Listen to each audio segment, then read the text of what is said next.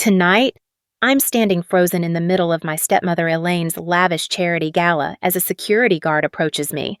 "You're just a waitress," she had laughed, her voice loud enough for everyone in Boston's high society to hear.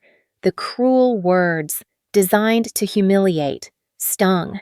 But what they didn't know, what they couldn't possibly imagine, was that my husband, the billionaire secretly and anonymously funding this entire event, was about to walk through those very doors. Years of their quiet dismissals and outright ridicule were about to come full circle in the most public and unexpected way. If you're curious about what happened next in that ballroom full of Boston's elite, stick around. My name is Harper Matthews. I'm 28, and this is the story of how I learned that the greatest validation doesn't come from family approval, but from building a life so full and successful that their opinion becomes completely irrelevant. To understand why my own stepmother would try to have me publicly thrown out of her gala, we need to go back to the beginning. I was born to Thomas and Rachel Matthews, and for the first 8 years of my life, we were the picture-perfect family. My dad, Thomas, built his investment firm from the ground up, catering to Boston's upper class. He was driven, brilliant, and hardworking. My mom, Rachel, was his rock. She was warm, vibrant, and handled all the social connections and charity work that came with my dad's growing success. She made sure I remained grounded, despite our privileged lifestyle. She was my whole world. Then, when I was 8, my world shattered. My mom was diagnosed with an aggressive form of breast cancer, and within 6 months, she was gone. My dad was devastated. He threw himself into his work, leaving me in the care of a rotating cast of nannies who provided for my physical needs but couldn't begin to fill the enormous, gaping void my mother had left behind. For 2 years, it was just my dad and me, two lonely ghosts fumbling through a life that had lost its color. Then, Elaine Parker entered our lives. My dad met her at a charity function. She was beautiful, sophisticated, and seemed genuinely interested in both my dad and me. At least, that's what I thought as a 10-year-old girl desperate for any shred of maternal affection. Within a year, they were married, and Elaine moved into our home with her daughter, Madison, who happened to be exactly my age. I was initially excited to have a sister, to have a mom again, to maybe, finally, be a family. But that excitement quickly faded. The changes were subtle at first. Madison got the slightly larger bedroom, the one with the better view. She received more presents at Christmas, always the more expensive, more thought-out ones. Her achievements in school and sports were celebrated lavishly, with special dinners and praise, while mine earned a cursory "Good job, Harper." As the months passed, the discrepancy in our treatment became impossible to ignore. "Harper, please use the other bathroom. Madison needs her privacy," Elaine would say, relegating me to the small guest bathroom down the hall while Madison enjoyed the large, luxurious one we were supposed to share.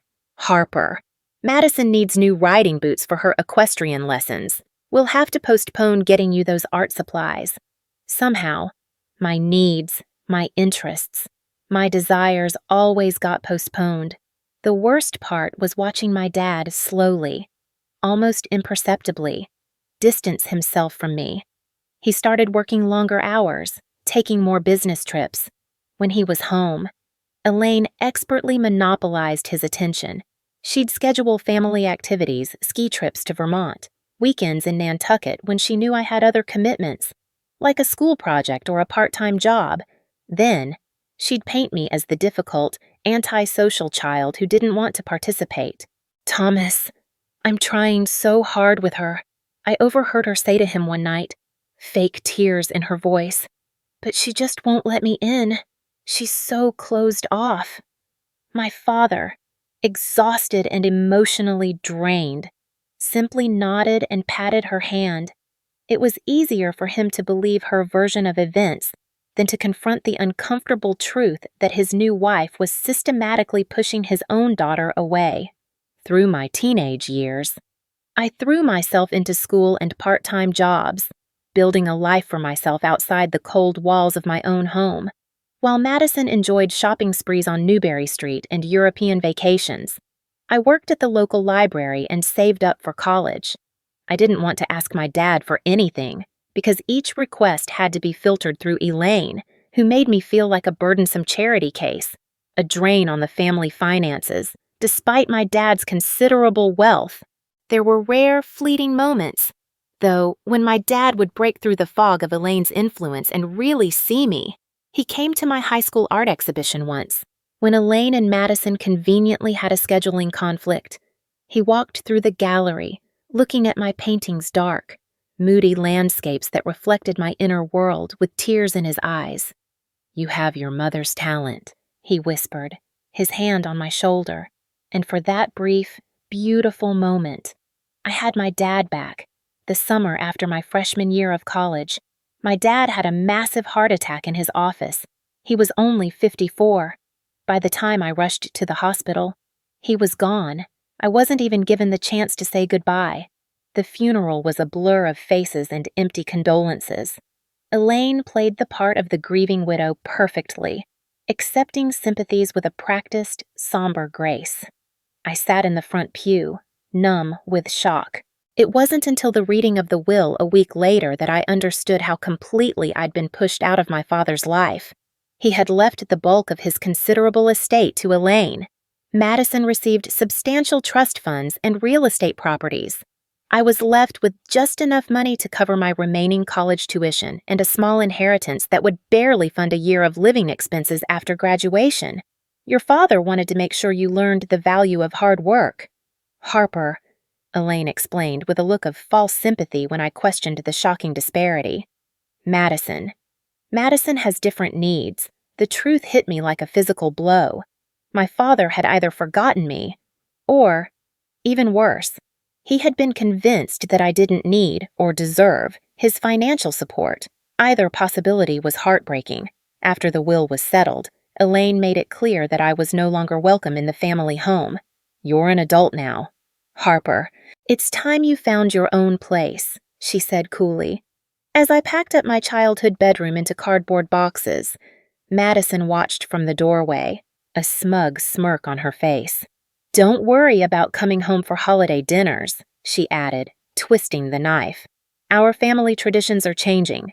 Anyway, I was officially excommunicated from the Matthews family, keeping only my father's last name as proof that I had ever belonged at all for the next few years. I had minimal contact with Elaine and Madison. They'd send a generic, store-bought birthday card or a Christmas greeting, likely to maintain appearances with any mutual acquaintances.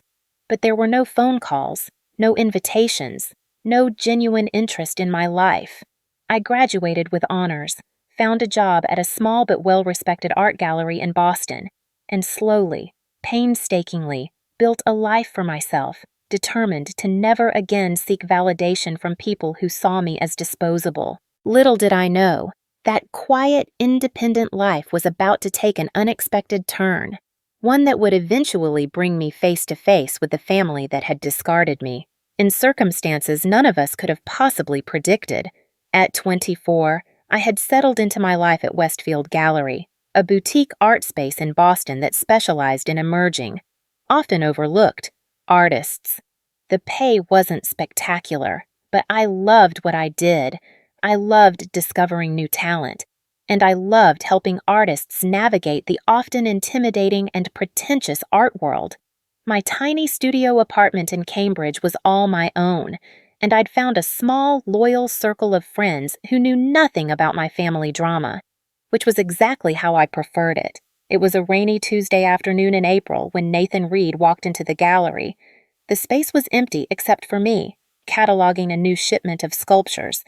I didn't immediately recognize him, though in retrospect, I should have.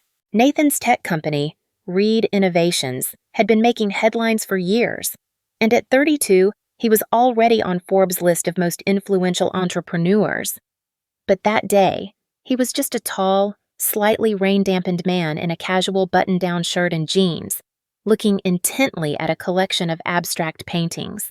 "Can I help you find anything specific?" I asked, approaching him with my standard gallery greeting. He turned and smiled, a genuine, warm smile that reached his hazel eyes. "I'm just browsing, though I am curious about this artist," he said, gesturing to the paintings he'd been examining. "That's Lucia Mendez," I explained, falling easily into my element. She's relatively new, but her work on urban isolation is getting a lot of attention. The way she uses negative space to represent emotional voids in city life is particularly striking. We spent the next hour discussing art. I showed him around the gallery, explaining the stories behind various pieces. What impressed me was his genuine, unpretentious interest. Nathan asked thoughtful questions and actually listened to my answers, unlike the typical wealthy collectors who often treated gallery staff as mere transaction facilitators. "You really know your artists," he commented, as I wrapped up our impromptu tour. "I believe in what they're creating." I replied simply, "It's easy to be passionate about work that matters." He nodded thoughtfully. "I feel the same way about technology. When it's designed to solve real problems, not just to make money, that's when it's worth investing in." As he was leaving, he handed me his business card. "I'm interested in supporting some of these artists. Could we continue this conversation over coffee sometime?" Only when I looked at the card did I realize who I'd been talking to: Nathan Reed, CEO and founder of Reed Innovations. I tried not to let my surprise show as I agreed to coffee later that week. Our coffee meeting turned into dinner when our conversation about art and technology and life extended far beyond the cafe's closing time. Nathan was refreshingly down to earth for someone of his status. He talked about growing up in a middle-class Seattle family, his parents both teachers who had emphasized education and creativity. "They thought I was crazy when I dropped out of grad school to start my company," he admitted with a laugh. "But they supported me anyway. They sent me care packages of homemade granola when I was living on ramen and working 20-hour days." I found myself sharing more than I usually did, telling him about my work at the gallery, my tiny apartment, my dreams of one day opening my own gallery focused on therapeutic art programs for children. I carefully avoided any mention of my family situation, sticking to the present rather than my painful past. After that first dinner, we began seeing each other regularly. Nathan would stop by the gallery with lunch, or we'd meet after work to try new restaurants around the city. He never flaunted his wealth, often suggesting simple activities like walks along the Charles River or visits to small, independent museum exhibitions. "Money complicates things," he told me once when I asked why he lived in a modest, beautifully renovated townhouse in the South End rather than some extravagant mansion. "I've seen what happens to people when they start believing they're special because of their bank accounts. I don't ever want to be that person." 3 months into our relationship, I still hadn't told Nathan about my family. We were sitting on his rooftop terrace one evening, watching the sunset over the city, when he gently broached the subject. "You never talk about your family," he observed, his tone careful and kind. "I've told you all about my parents' terrible dad jokes and my sister's eco-warrior lifestyle, but I know almost nothing about yours." I stared at my glass of wine, debating how much to share. There's not much to tell. My mom died when I was 8. My dad remarried. And then he died, too. My stepmother and I. We aren't close. Nathan didn't push, but his quiet, patient silence created a space that I, unexpectedly, wanted to fill. That night, for the first time, I told someone the whole story. I told him about Elaine's manipulation, Madison's casual cruelty, my father's emotional abandonment, and my eventual formal exclusion from the family. "The hardest part isn't the money," I admitted. The tears I had suppressed for years finally breaking through my carefully constructed composure. "It's knowing that my father died believing I didn't need him, that somehow I wasn't worth fighting for." Nathan listened without interruption, his hand steady and warm around mine. When I finished, he didn't offer empty platitudes or express pity. Instead, he said something that fundamentally shifted my perspective. "They failed you, Harper, not the other way around." The simple declarative statement broke something open inside me.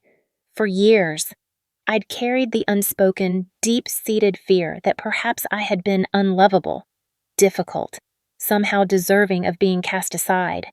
Nathan's unwavering belief in me began a healing process I hadn't even realized I desperately needed. As our relationship deepened, Nathan never pressured me to reconnect with Elaine and Madison. He understood my need for distance and respected the boundaries I'd established. Instead, he introduced me to his own family, his warm, welcoming parents who treated me like a daughter from our very first meeting, and his wonderful sister, Lily, who quickly became the supportive, loving sibling I'd always wanted. After a year together, Nathan proposed during a weekend trip to Provincetown. It wasn't an elaborate, public production, just the two of us walking on the beach at sunset, when he stopped, took both my hands in his, and asked if I would build a life with him. "I love you for your compassion, your resilience, and your ability to see beauty in places others overlook," he said, his voice steady despite the emotion in his eyes. "You've changed how I see the world. Harper, I want to face whatever comes next with you beside me." We married 2 months later, in a small, intimate ceremony at Nathan's parents' home in Seattle. It was perfect, with only 30 guests, our close friends, and Nathan's family. No one from my side of the family attended, because there was no one to invite. Elaine and Madison had no idea I was even in a serious relationship, let alone getting married to one of Boston's most eligible and respected bachelors. It wasn't about shame or secrecy. It was about protection. The life I was building with Nathan was precious to me, untainted by the toxicity of my past. I had no desire to invite that negativity back into my world, not even to showcase my newfound happiness. After our honeymoon in Japan, we settled into married life in a new home in Brookline, ironically not far from the house I grew up in. I continued working at the gallery, insisting on making my own way professionally, despite Nathan's immense wealth. He supported my independence completely, understanding that my career was about personal fulfillment, not financial necessity.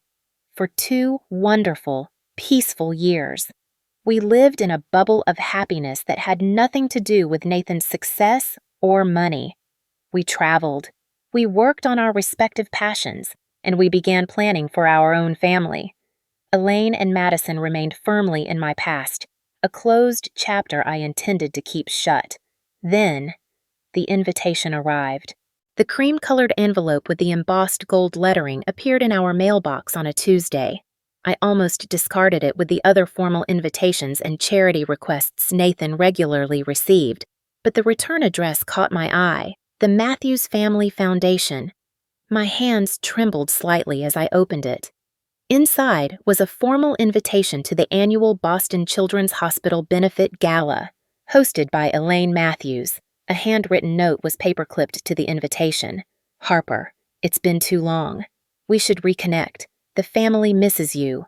Fondly, Elaine." I stared at the flowing, elegant script, looking for any sign of sincerity and finding none. In the 2 years since I'd married Nathan, and the 6 years since my father's death, Elaine had made exactly 0 attempts to contact me.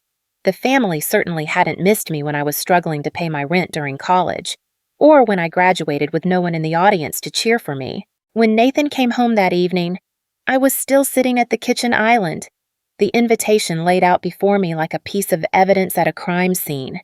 "What's that?" he asked, kissing my cheek before noticing the expression on my face. "Hey, what's wrong?" I pushed the invitation toward him. "My stepmother has suddenly remembered my existence." Nathan read the invitation, his brow furrowing. "The Boston Children's Hospital benefit? That's—" He trailed off, looking uncomfortable. "That's what I prompted," noticing his hesitation. He sat down beside me with a sigh. "That's one of the events the Reed Foundation is sponsoring this year. We're the primary donor. Actually, wait. What I felt like I'd missed a crucial piece of the puzzle. Your foundation is funding Elaine's gala." Nathan ran a hand through his hair. "I didn't know it was connected to your stepmother." "The foundation staff handles most of the smaller community partnerships, and I only review the major, multi-million-dollar initiatives. The Children's Hospital is one we support annually. But I didn't realize who was chairing the event committee this year. The coincidence seemed too perfect to be just a coincidence. She must have found out about us. That's the only explanation for this sudden interest in reconnecting after all these years. It's possible, Nathan agreed. Your married name is Reed now, and we've been in the society pages a few times. Someone might have mentioned it to her. I pushed the invitation away. Well, it doesn't matter. I'm not going. Nathan was quiet for a moment, considering. What if we did go? I looked at him like he'd suggested we go swimming with sharks. Why would I voluntarily put myself in a room with people who made it abundantly clear I wasn't good enough for them? Because you are good enough. More than good enough, Nathan said firmly. And maybe there's something powerful in facing them on your own terms, not theirs. I shook my head. There's nothing to gain. Elaine isn't suddenly going to become the loving mother figure I needed as a child. This isn't about her, Harper. It's about you. It's about finding closure, Nathan said gently. You've built an amazing, beautiful life for yourself, despite how they treated you. Maybe seeing them again, from this position of strength, will help you finally put that chapter to rest. I considered his words. There was a certain terrifying appeal to the idea of walking into that gala, confident and successful, no longer the discarded, invisible stepdaughter desperate for a crumb of approval. There's another factor to consider, Nathan added. The Reed Foundation's involvement in this particular event is anonymous. Why anonymous, I asked, curious about this new detail. It's a strategy we use sometimes for community-level philanthropy. The foundation staff thought it would generate more grassroots community involvement if it wasn't seen as just another Reed project, Nathan explained. So, officially, the gala just has a generous, anonymous benefactor. A thought, a plan, began to form in my mind. So, Elaine has absolutely no idea that her forgotten stepdaughter is married to the very man who is funding her precious gala. Nathan's eyes met mine, a slight, knowing smile playing at his lips. None whatsoever. For the first time since receiving the invitation, I felt a flicker of something other than dread. That could be interesting.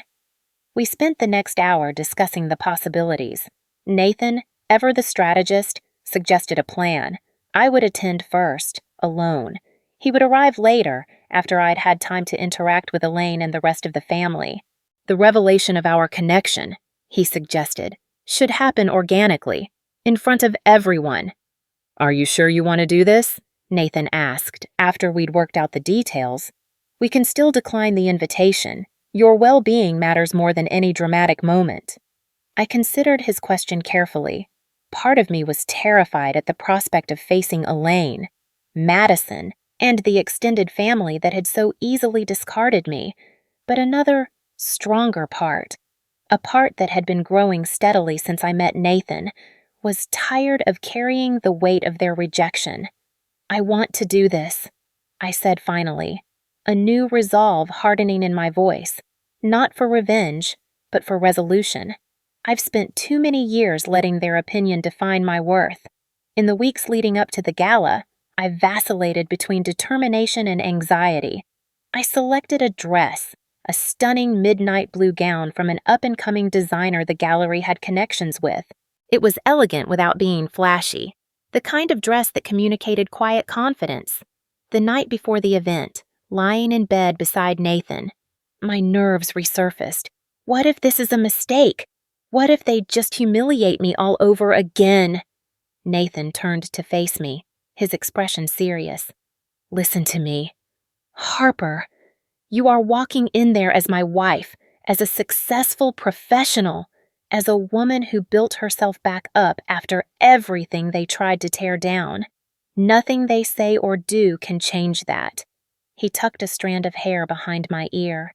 But if at any point you want to leave, just text me. I'll drop everything and come get you. You don't have to prove anything to anyone. His unwavering support steadied me. Whatever happened tomorrow night, I wouldn't be facing it alone. As I drifted off to sleep, I realized something important.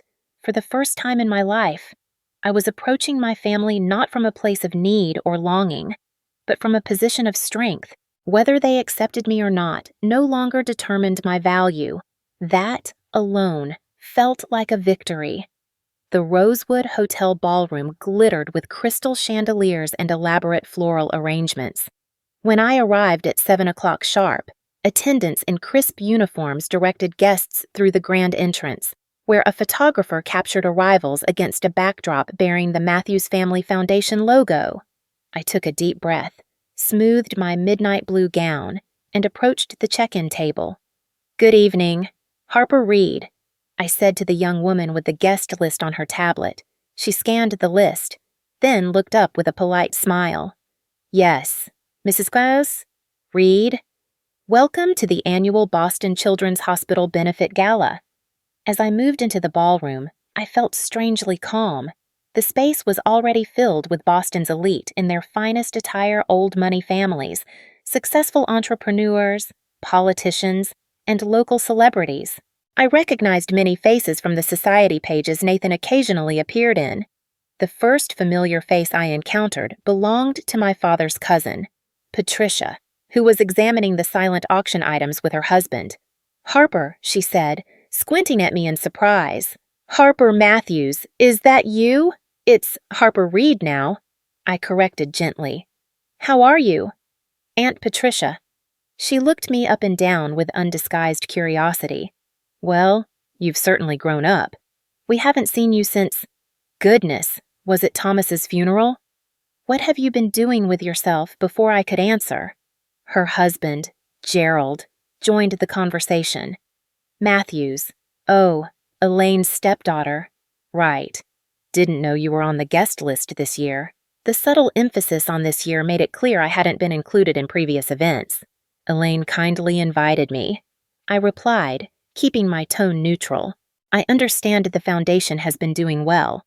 Patricia nodded distractedly, her attention already drifting toward more important-looking guests arriving behind me. "Yes." "Yes. Very well. Elaine has quite the touch for fundraising. You should say hello to her. She's over by the main table with Madison and the Aldridge family." I followed her gesture and spotted Elaine holding court near the center of the room. At 55, she remained striking, her blonde hair expertly colored and styled, her figure maintained through rigorous exercise and, I suspected, a few subtle cosmetic procedures. Beside her stood Madison, now 28 like me, but looking several years younger in a designer red dress that probably cost more than 3 months of my gallery salary. Taking another steadying breath, I made my way toward them, collecting a flute of champagne from a passing waiter for liquid courage. Madison saw me first. Her perfectly shaped eyebrows rose nearly to her hairline before she leaned over to whisper something in Elaine's ear. My stepmother turned, her practiced social smile freezing momentarily before transforming into something that didn't quite reach her eyes. "Harper, what a surprise," Elaine exclaimed, her voice carrying just enough for nearby guests to hear. "I wasn't sure you'd actually come, despite you sending me an invitation with a personal note." The lie was so blatant I almost laughed. "I wouldn't miss it," I replied instead. "The Children's Hospital is such an important cause." Madison looked me over with undisguised scrutiny.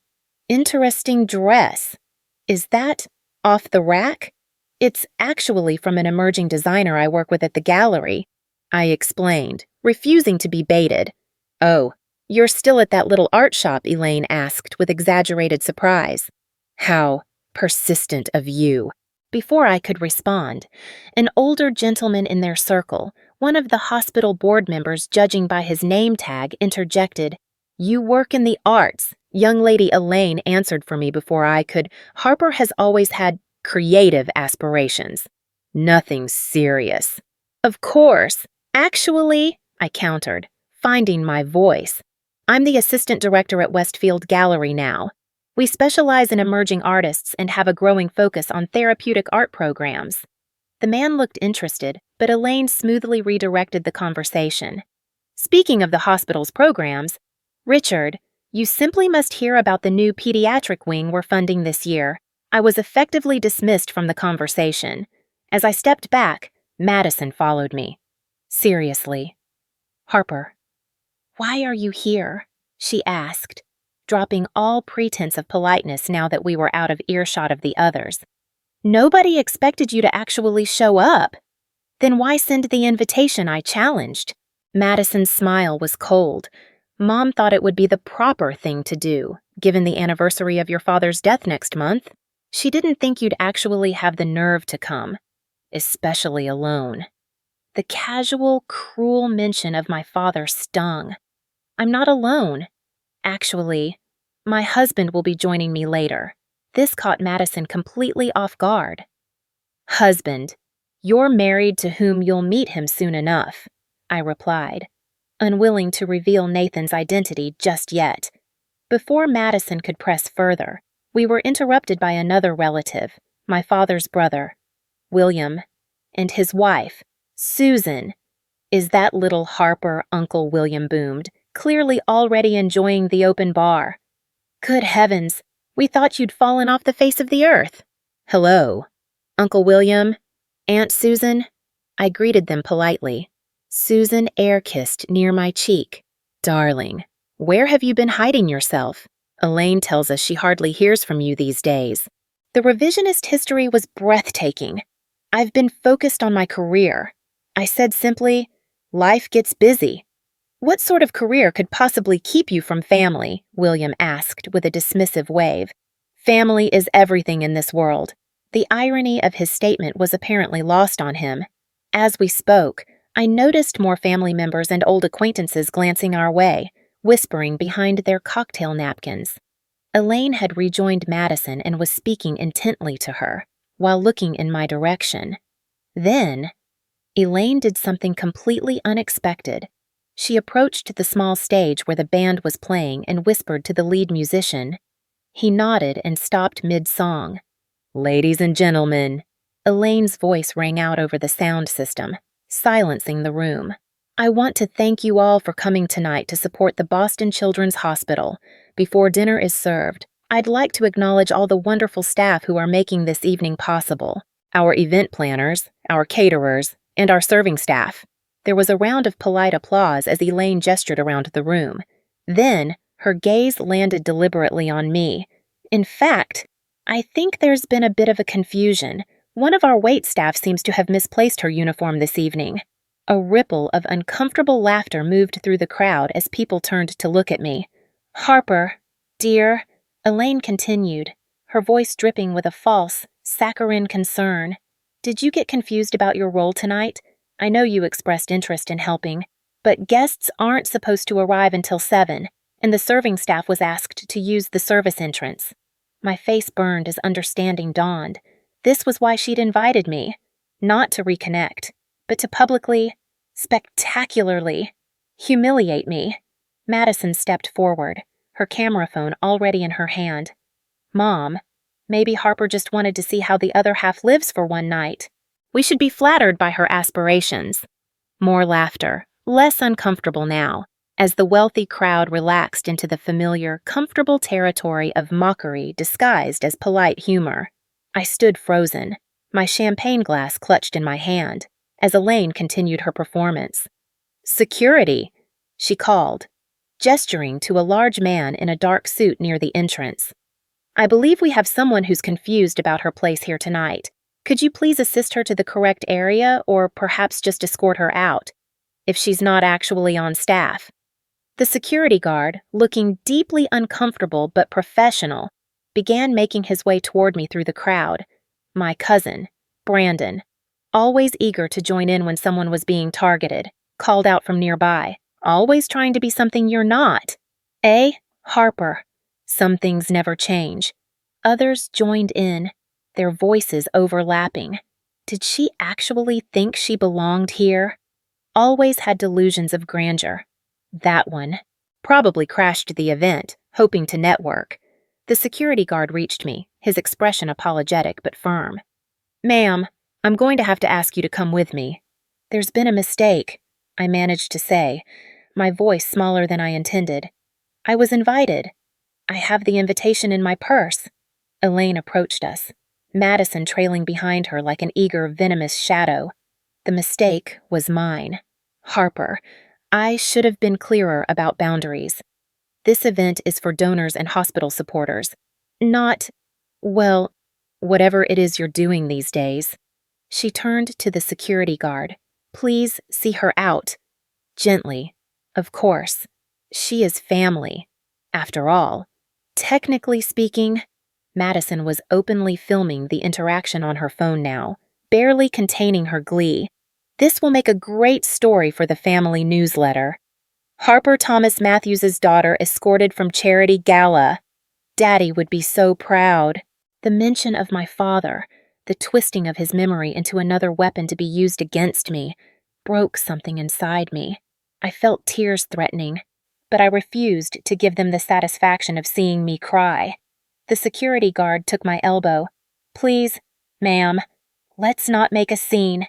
The guests were openly staring now, some with pity, others with thinly veiled amusement.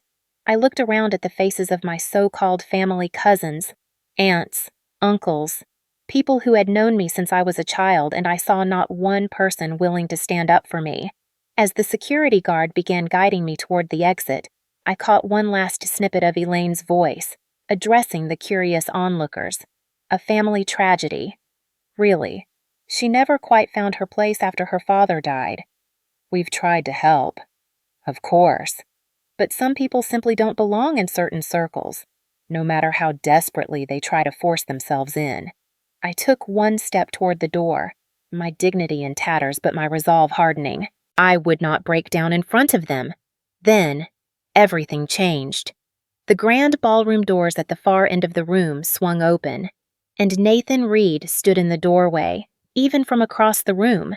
He was a commanding presence, in his perfectly tailored tuxedo, at 6'2", with his broad shoulders and confident posture. He naturally drew attention even before people recognized who he was. His eyes scanned the room, quickly landing on the unusual spectacle near the center me, with a security guard's hand still on my elbow, surrounded by Elaine, Madison, and a circle of onlookers with their phones raised like weapons. "Harper!" he called out, his voice not loud, but clear and firm, cutting through the murmurs of the crowd like a knife. The entire room went quiet. All heads turned toward the entrance. I watched as recognition dawned on the faces around me. First confusion, then shock. Nathan Reed wasn't just any successful businessman. He was one of Boston's most influential and respected entrepreneurs and philanthropists. The security guard, Michael, immediately dropped his hand from my arm and straightened his posture, his face paling slightly. "Sir, there seems to be some confusion." "Harper, what's going on?"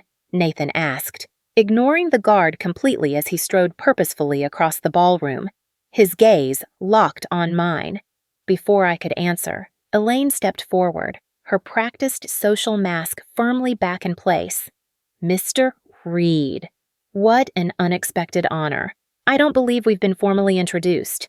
I'm Elaine Matthews, chair of the foundation hosting tonight's gala." Nathan turned to her, his expression coolly professional, almost icy. "Mrs. Matthews, I know exactly who you are." Something in his tone made Elaine falter slightly. Well, yes, we're so pleased you could join us tonight, though I'm afraid we were just dealing with a small situation."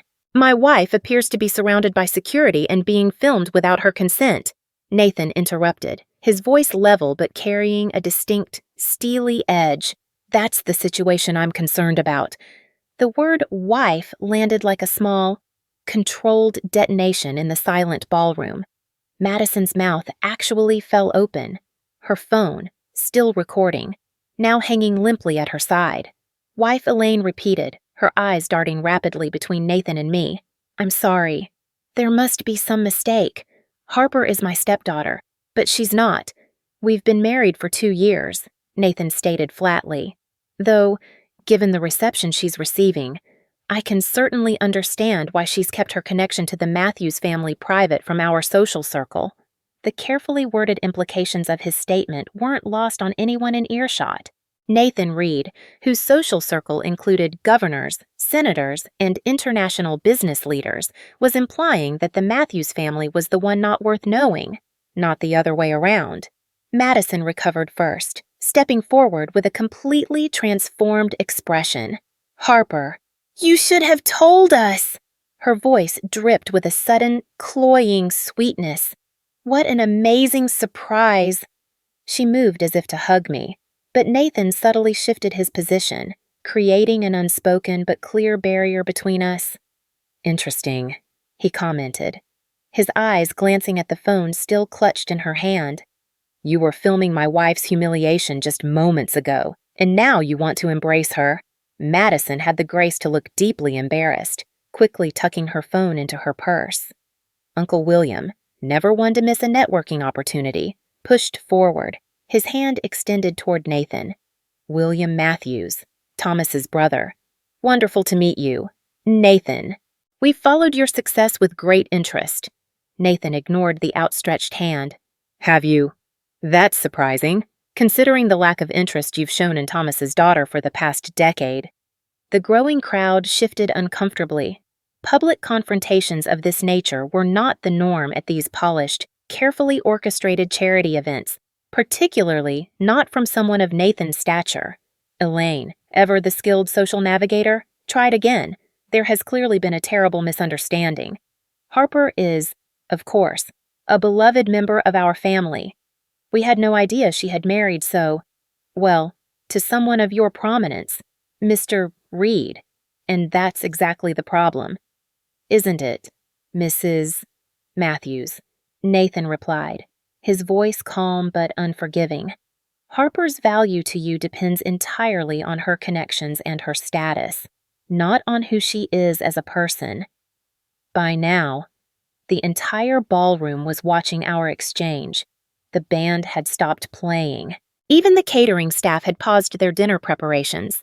"I think perhaps we should continue this conversation privately," Elaine suggested, casting nervous glances at the very attentive audience. "I disagree," Nathan said calmly.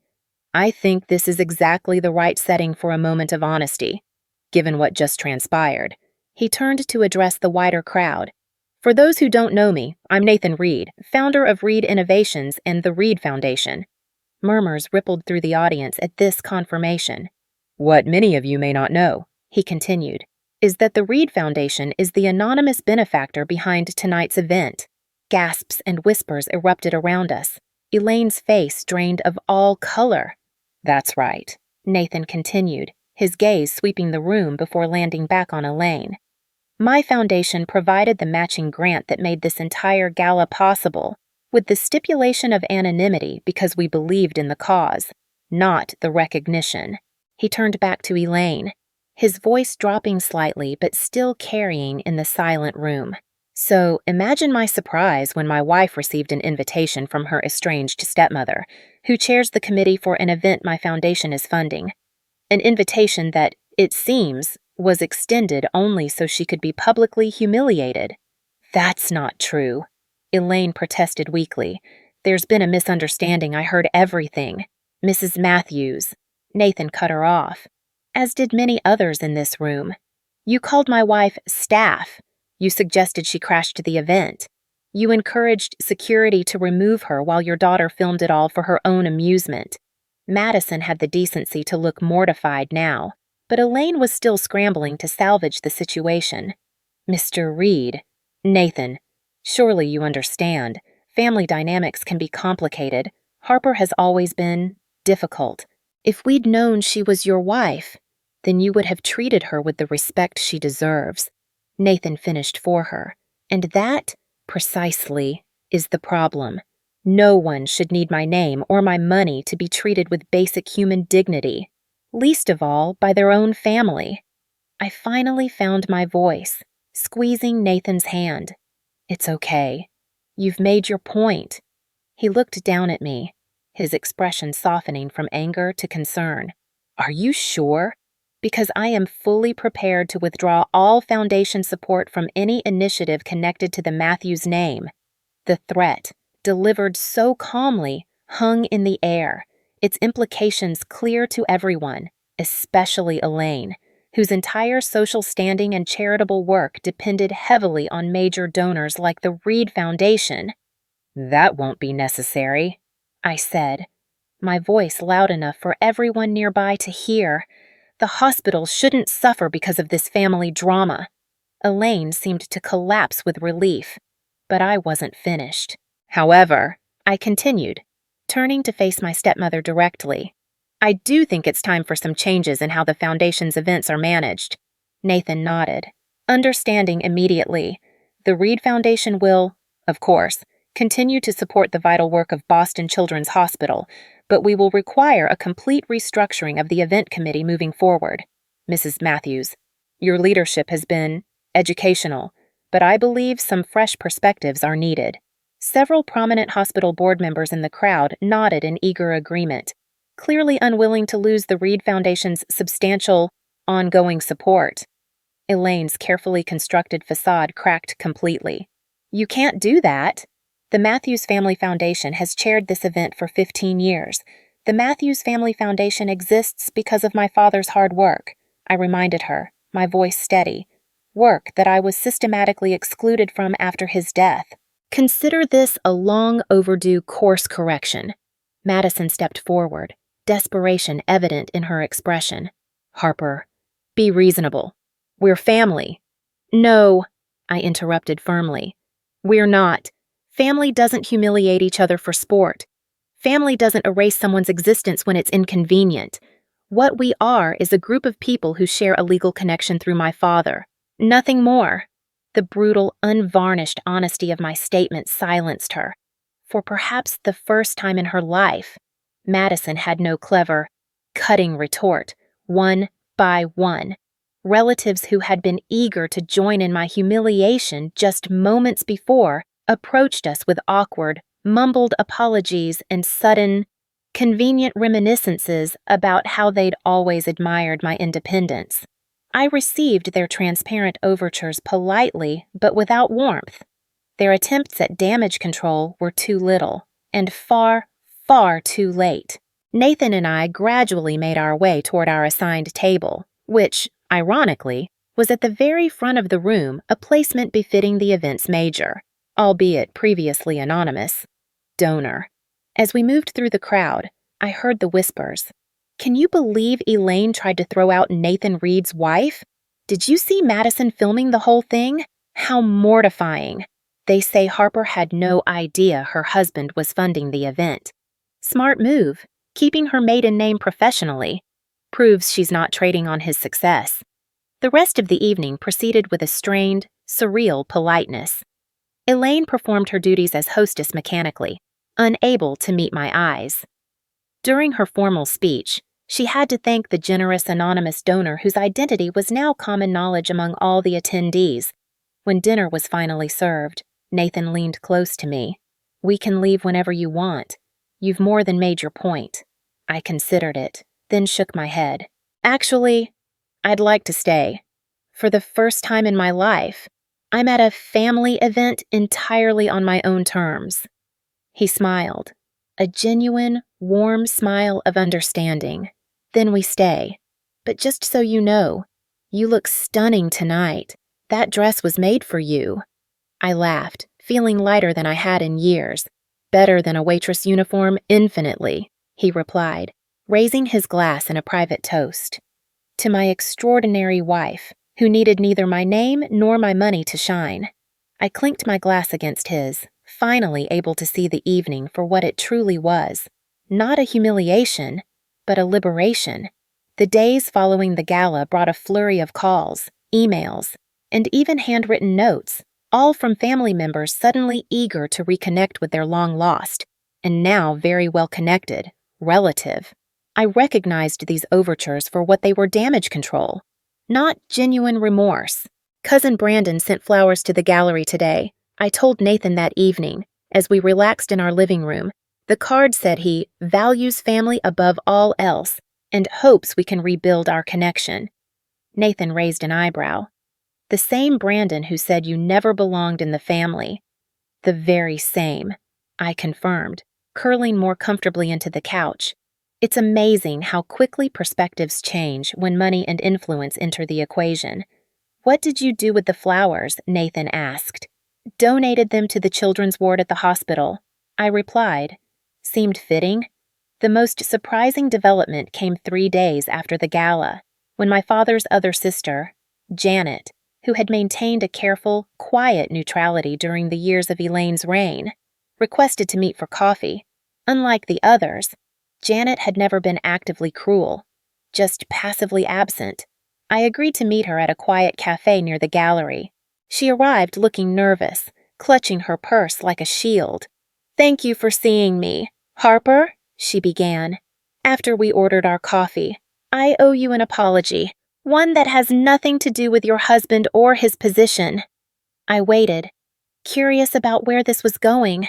"I knew what Elaine was doing to you after Thomas died," she admitted, her voice tight with a regret that felt real. "I saw how she isolated you, how she manipulated the family narrative to paint you as difficult and ungrateful, and I did nothing." The raw honesty surprised me. Why, I asked simply. Janet sighed, a sound heavy with years of unspoken guilt. The cowardly reasons, fear of confrontation, fear of being excluded myself, but also because I told myself it wasn't my place to interfere. She looked up, meeting my eyes directly. I was wrong. When we see injustice in our own family and stay silent, we become complicit. Her words resonated more deeply than any of the shallow, self-serving apologies I'd received. "Thank you for saying that," I said quietly. "I don't expect forgiveness," Janet continued, "but I want you to know that not everyone believed Elaine's version of events. Some of us were just too weak to stand up to her. We talked for nearly 2 hours. Janet shared stories about my father that I'd never heard, how he had struggled with a deep depression after my mother died, how he had been subtly manipulated by Elaine, but had always kept photos of me and my mother in his private office, away from her disapproving eyes. He loved you, Harper, Janet insisted. His biggest failure was not protecting you from Elaine. And I think that shame, that guilt, made it harder for him to connect with you as you got older. It wasn't a complete healing, but it was something. It was a small piece of my father returned to me, not as the distant, disapproving figure I remembered, but as a flawed, grieving man who had failed to protect his daughter. As the weeks passed, Nathan and I made conscious decisions about which family relationships were worth salvaging. Janet became a regular, welcome presence in our lives, along with 2 of my cousins who reached out with what felt like genuine remorse rather than opportunistic networking attempts. Elaine and Madison remained conspicuously silent after their initial flurry of damage control messages went unanswered. According to Janet, they were facing significant social fallout. Several prominent board members had requested Elaine's resignation from the Children's Hospital Foundation, and Madison's social media influence had taken a major hit when short clips of her filming my humiliation circulated among Boston's elite. I took no pleasure in their difficulties, but I felt no obligation to rescue them either. Some bridges, once burned, should be left as rubble. The most meaningful development came 6 months after the gala, when Nathan and I officially established the Thomas and Rachel Matthews Art Therapy Foundation, dedicated to providing creative healing programs for children dealing with grief and family trauma. "We're not just reclaiming your parents' name," Nathan observed as we finalized the foundation documents. "We're redirecting it towards something that would have made both of them proud." At the foundation's launch event, a much smaller, warmer, more authentic gathering than Elaine's ostentatious gala, I found myself surrounded by people who valued connection over status and compassion over social climbing. Janet was there, along with Nathan's parents and his sister, and my small, loyal circle of friends who had stood by me through years of family estrangement. During my speech that evening, I shared parts of my own journey, not for sympathy, but to highlight why our mission mattered. Art saved me during my darkest moments. I told the attentive audience. When I felt voiceless and invisible, creativity gave me a language to express what I couldn't say aloud. Every child deserves that outlet, that safe space to process difficult emotions. I didn't mention Elaine or the Gala incident specifically, but I did address the broader lesson it had taught me. Family isn't just about blood or legal connections, I said, looking around at the supportive faces before me. It's about who shows up, not just for celebrations and success, but during our struggles and setbacks. It's about who sees your worth, even when you can't see it yourself. Later that evening, as Nathan and I walked home along the Charles River, I felt a sense of peace that I had been chasing for years. You know what the strangest part is? I mused, watching the moonlight play on the water. I spent so many years thinking I needed their approval to be whole. I thought if I could just make them see my worth, I'd finally feel complete. And now, Nathan prompted gently. I smiled, squeezing his hand. Now, I realize I was already whole. Their approval, or their disapproval. It doesn't define me. It never did. I just needed to believe that myself. Nathan stopped walking and turned to face me. I've always believed it. From that very first day in the gallery, when you spent an hour educating me about emerging artists without having any idea who I was or what I was worth. You mean when I was just doing my job, I teased. You were doing much more than a job, he corrected. You were championing other people's work with such genuine passion that I couldn't help falling a little bit in love with you right then and there. We continued our walk in comfortable silence, the city lights reflecting on the dark water beside us. I thought about the long journey from that broken-hearted teenager being pushed out of her own family home to the woman I was now strong, loved, and finally free from the weight of seeking validation from those who were incapable of giving it. The Gala confrontation hadn't given me the family I had longed for as a child. Instead, it had given me something far more valuable, the freedom to create my own definition of family, to build connections based on mutual respect and authentic care, rather than obligation or status.